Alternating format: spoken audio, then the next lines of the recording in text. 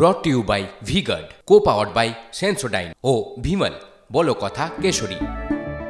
গত কয়েকদিন ধরে রাজ্যের বিভিন্ন প্রান্তে একের পর এক গণপিটুনির ঘটনা ঘটেছে। এবার পিটিয়ে খুনের অভিযোগ কলকাতায়। চোর সন্দেহে বেঁধে বেধড়ক মারধরের অভিযোগ বউবাজারের সরকারি হস্টেলের আবাসিকদের বিরুদ্ধে। আর এই ঘটনায় 14 জনকে এখনো পর্যন্ত পুলিশ গ্রেফতার করেছে, যার মধ্যে বিভিন্ন কলেজের পড়ুয়ার সঙ্গে প্রাক্তন ছাত্রও আছে।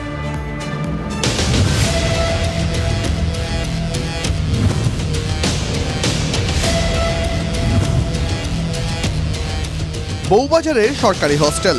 পুলিশ সূত্রে খবর, সেখানকার এক আবাসিকের মোবাইল ফোন চুরি যায়। শুক্রবার হস্টেলের আশেপাশে এরশাদ নামে বছর 47-এর ওই ব্যক্তিকে ঘুরে বেড়াতে দেখে সন্দেহ হয় আবাসিকদের। অভিযোগ, মোবাইল চোর সন্দেহে তাকে তুলে নিয়ে গিয়ে হাত পা বেঁধে বেধড়ক মারধর করা হয়। ধরে নিয়ে গেছে, ভিতরে তালা বন্ধ করে রেখেছে। এইটাই দেখেছি হোস্টেলের ছেলেরা।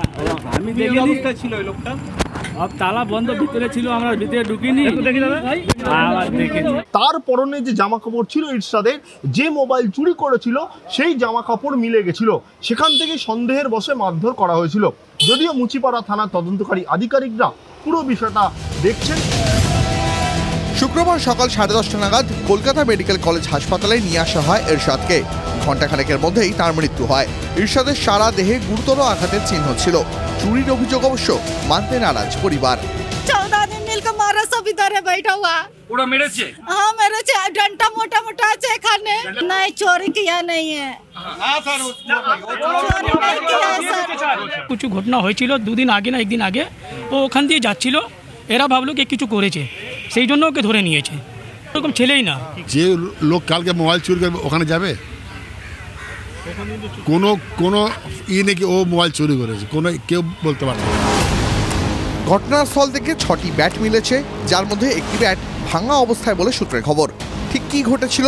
হস্টেল সংলগ্ন দোকানের সিসিটিভি ফুটেজে নজর তদন্তকারীদের। পুলিশ হস্টেল আবাসিকের বয়ান সংগ্রহ করছে। মৃতের স্ত্রী মুচিপাড়া থানায় অভিযোগ দায়ের করেছেন।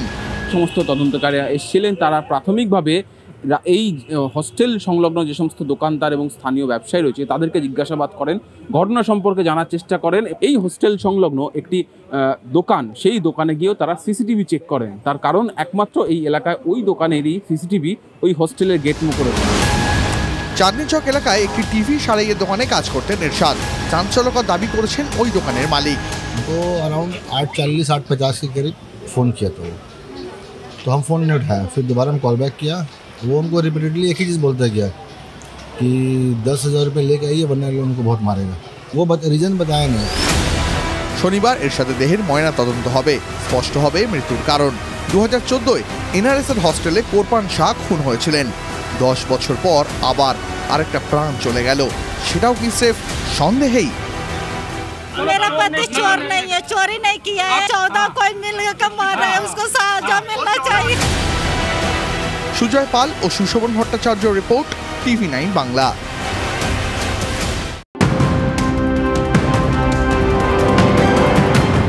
আর এই মুহূর্তে দাঁড়িয়ে সকাল সকাল একটা ব্রেকিং নিউজ। 7 সকালে শহরে ফের ইডির অভিযান। আলিপুর রোডে একটি আবাসনে হানা কেন্দ্রীয় এজেন্সির। এই বিষয়ে ডিটেল জানবো আমাদের প্রতিনিধি সুমন মহাপাত্রের কাছ থেকে। সুমন, ঠিক কি খবর এই বিষয়ে? দেখো লিমা, একেবারে সকালবেলায় সিজিও থেকে অর্থাৎ সেন্ট্রাল গভর্নমেন্টের যে কমপ্লেক্স রয়েছে সেখান থেকে কিন্তু একাধিক ইডির বাহিনী, ইডির টিম বেরোয় এবং তারা বিভিন্ন জায়গায় শহরে গিয়ে পৌঁছেছে। এটা হচ্ছে আলিপুর রোডের নন্দন আবাসন। এখানেও কিন্তু 3 তলায় এখন ইডি রেড চলছে। এছাড়া প্রগতি ময়দান, হাওড়া, ম্যাকেঞ্জি লেন সহ শহরের বিভিন্ন প্রান্তে কিন্তু ইডি আধিকারিকরা তল্লাশি অভিযানে বেরিয়েছেন এবং কোন মামলার সঙ্গে এই অভিযান সম্পর্কিত তার সম্পর্কে এখনও সম্যক ধারণা না পাওয়া গেলেও আবারও কিন্তু অ্যাকশন মোডে ইডি কেন্দ্রীয় বাহিনীর জওয়ানদের সঙ্গে নিয়ে, মহিলা অফিসারকে নিয়ে কিন্তু ইডি আধিকারিকরা তোরা চলে এসেছেন এই নন্দন আবাসনে এবং তারা এখানে এসে কিন্তু তাদের যে তল্লাশি অভিযান তা চালাচ্ছেন এবং সাথে সাথে শহরের বিভিন্ন প্রান্তেও কিন্তু এই অভিযান চলছে। তবে কোন মামলায় এই অভিযান, কিসের জন্য এই তল্লাশি, সেই সম্পর্কে এখনও কোনো ডিটেলস এসে পৌঁছয়নি। তবে ইডি আবারও কিন্তু ফুল অ্যাকশন মোডে। নজর থাকবে সুমন, ধন্যবাদ। রাজ্য প্রশাসনের শীর্ষ পদাধিকারীর বিরুদ্ধে মামলা ঠুকতে চলেছে রাজ্যের সাংবিধানিক প্রধান। বেনজির পদক্ষেপের পথে বাংলার রাজ্যপাল। মুখ্যমন্ত্রীর বিরুদ্ধে মানহানির মামলার প্রস্তুতি রাজ্যপালের। মুখ্যমন্ত্রীর দলের বিরুদ্ধেও মামলার তোড়জোড় বোসের।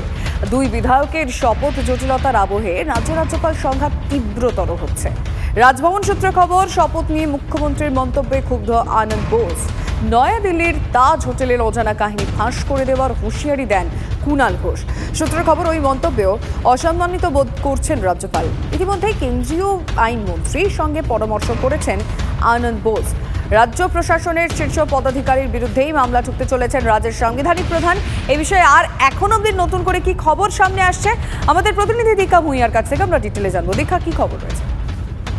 দেখো, রাজ্যের দুই বিজয়ী প্রার্থী তথা তৃণমূলের যারা বিধায়ক রয়েছেন সায়ন্তিকা বন্দ্যোপাধ্যায় এবং রায় হোসেন সরকারের শপথ নিয়ে একটু জটিলতা তৈরি হয়েছে গত কয়েকদিন ধরে আমরা দেখতে পাচ্ছি।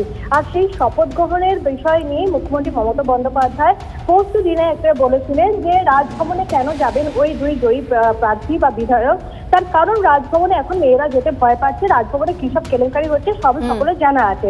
আর এই মন্তব্যের পরে কিন্তু দেখা গেল যে গতকাল কুণাল ঘোষ সাংবাদিক সম্মেলনে বললেন যে রাজ্যপাল যদি সোমবারের মধ্যে এই হয়রানি বন্ধ না করেন, এই শপথ ঘিরে যে হয়রানি সেটা যদি বন্ধ না করেন, তাহলে আনটোল্ড স্টোরি দিল্লির একটি সেটা সামনে উন্মোচিত করা হবে। এবং রাজভবন থেকে আমাদেরকে তারপরেই রাত্রিবেলায় জানানো হলো এই অবমাননাকর বক্তব্যের জন্য মুখ্যমন্ত্রী মমতা বন্দ্যোপাধ্যায় এবং তৃণমূল কংগ্রেসের বিরুদ্ধে শ্রী আনন্দ বোস তিনি ইতিমধ্যেই আইনি মন্ত্রীর সাথে কেন্দ্রীয় আইনমন্ত্রীর সঙ্গে কথা বলে নিয়েছেন এবং তিনি মানহানির মামলা ঠুকতে চলেছেন, অর্থাৎ কিনা তিনি বিচার ব্যবস্থার সাহায্য নিতে চলেছেন, অর্থাৎ মামলার পথে হাঁটতে চলেছেন বলেই আমরা জানতে পারছি। এখনো পর্যন্ত যেটা কিন্তু বোঝা যাচ্ছে যে এই সাম্প্রতিককালে একটা এরকম বিরল ঘটনা যে রাজ্যপাল তিনি মুখ্যমন্ত্রী এবং তার দলের বিরুদ্ধে মানহানি মামলা করতে চলেছেন। বেশ, ধন্যবাদ দীক্ষা।